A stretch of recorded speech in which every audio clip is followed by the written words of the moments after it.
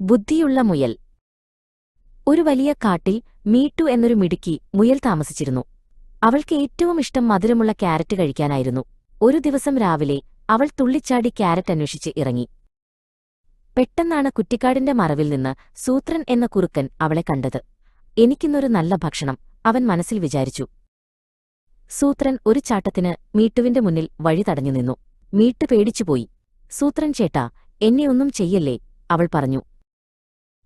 ഹ, ഈ കാട്ടിലെ ഏറ്റവും ബുദ്ധിമാൻ ഞാനാണ്. നിന്നെ ഞാൻ ഇന്ന് എന്റെ ഭക്ഷണമാക്കും, സൂത്രൻ ചിരിച്ചു. മീട്ടു പെട്ടെന്നൊരു സൂത്രം ആലോചിച്ചു. അത് ശരിയാണ്, സൂത്രൻ ചേട്ടൻ തന്നെയാണ് ഏറ്റവും ബുദ്ധിമാൻ. പക്ഷേ ആ വലിയ പാറയുടെ അടിയിൽ ഒരു നിധിയുണ്ടെന്ന് കരടിച്ചേട്ടൻ പറയുന്നത് ഞാൻ കേട്ടു. ഏറ്റവും ശക്തനായ ആൾക്കു മാത്രമേ അത് മാറ്റാൻ കഴിയൂ, മീട്ടു പറഞ്ഞു. നിധിയുടെ കാര്യം കേട്ടപ്പോൾ സൂത്രന്റെ വായിൽ വെള്ളമൂറി. അവൻ മീട്ടുവിന്റെ കാര്യം മറന്നു.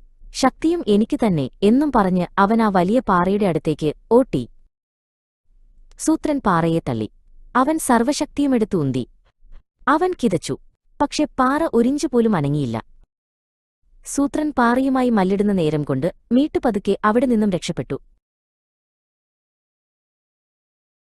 അവൾ ഓടിച്ചെന്ന് നല്ല മധുരമുള്ള ക്യാരറ്റുകളുള്ള ഒരിടം കണ്ടെത്തി. തന്റെ മാളത്തിൽ സുരക്ഷിതയായി ഇരുന്ന് അവൾ സന്തോഷത്തോടെ ക്യാരറ്റ് കഴിക്കാൻ തുടങ്ങി.